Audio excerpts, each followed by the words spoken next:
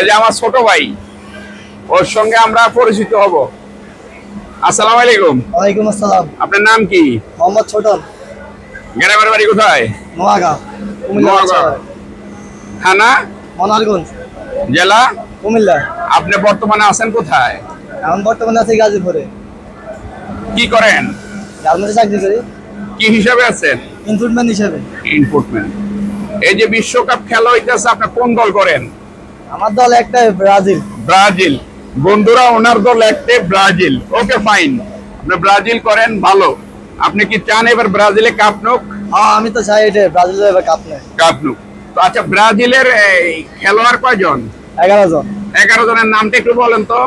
11 জনের নাম বলতে পারবো না, আপাতত 6-7টার নাম বলতে পারবো। বন্ধুরা, ব্রাজিলের খেলোয়াড়ের ব্রাজিলের সাপোর্ট, ভাই, ব্রাজিলের খেলোয়াড়দের নাম বলতে পারবে না। এই হলো ব্রাজিলের সাপোর্টার। খেলার নাম না জানলে কি হয় নাকি? খেলোয়াড়ের নাম জানে না, ব্রাজিলের সাপোর্টার। বাংলাদেশে ব্রাজিলে কি খেলোয়াড়ের মাঝে সাকিব আল হাসান আছে? না, এগুলো থাকবো কি লাগে? আগে বলা হাসান এর খেলতে হয়। তো আপনি যে খেলোয়াড়ের নাম জানেন না, আপনি ব্রাজিলের সাপোর্ট করেন, কেমন একটা লজ্জাজনক ব্যাপার হইতেছে না? না, এগুলো কে লজ্জা? হ্যাঁ, লজ্জা বলতে কিছু নাই। লজ্জা না? না। দেখেন, ব্রাজিলের সাপোর্টারদের লজ্জা বলতে কিচ্ছু নেই, উনি নিজেই স্বীকার করছে। কোনো লজ্জা নাই, কারণ লজ্জা নাই বিদেই খেলোয়াড়দের নাম জানে না এবং সাপোর্ট করে ব্রাজিলের।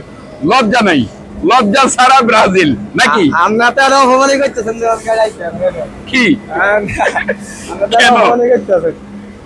আপনি একজন ভালো সাপোর্টার, আপনি যেদিন ব্রাজিলের খেলা ওই দিন আপনি শরীরের জামা কাপড় খুলে নাচছেন, কিন্তু আপনি কেন খেলোয়াড়দের নাম জানেন না ভাই? পছন্দ করে, ভালো লাগে এই কারণে করে।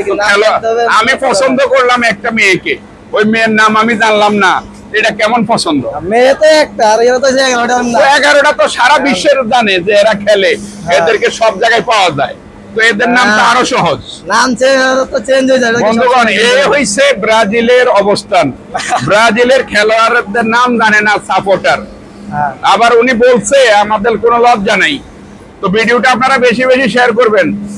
ধন্যবাদ সবাইকে।